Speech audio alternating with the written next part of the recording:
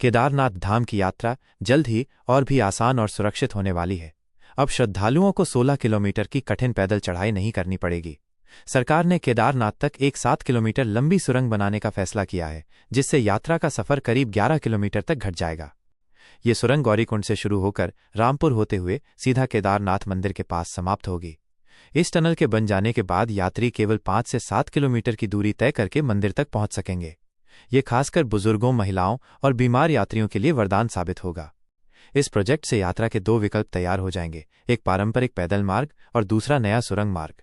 जो श्रद्धालु ट्रैकिंग का अनुभव लेना चाहते हैं वे पुराने रास्ते से जा सकेंगे, लेकिन जो सीधी, तेज और सुरक्षित यात्रा करना चाहते हैं उनके लिए ये सुरंग सबसे बेहतरीन विकल्प होगी।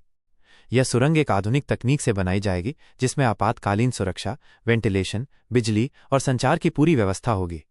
सुरंग के निर्माण के दौरान पर्यावरण का विशेष ध्यान रखा जाएगा ताकि हिमालय की प्राकृतिक सुंदरता को कोई नुकसान न पहुंचे।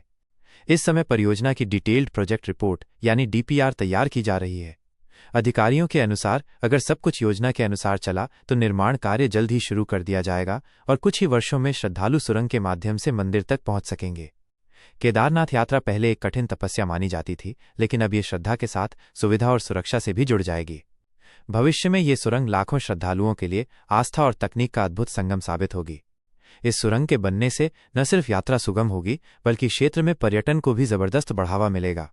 हर साल लाखों श्रद्धालु केदारनाथ के दर्शन के लिए पहुंचते हैं, लेकिन खराब मौसम और खतरनाक रास्तों के कारण कई बार हादसे भी हो जाते हैं। इस टनल के जरिए अब यात्रा न सिर्फ तेज होगी बल्कि सुरक्षित भी होगी। टनल में अत्याधुनिक सुरक्षा सुविधाएं जैसे फायर अलार्म सिस्टम, सीसीटीवी कैमरे, मेडिकल सहायता केंद्र और इमरजेंसी निकास द्वार भी बनाए जाएंगे।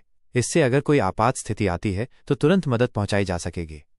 सरकार का लक्ष्य सिर्फ तीर्थयात्रा को आसान बनाना नहीं है, बल्कि उत्तराखंड के इस दुर्गम क्षेत्र में कनेक्टिविटी और विकास को भी बढ़ावा देना है। भविष्य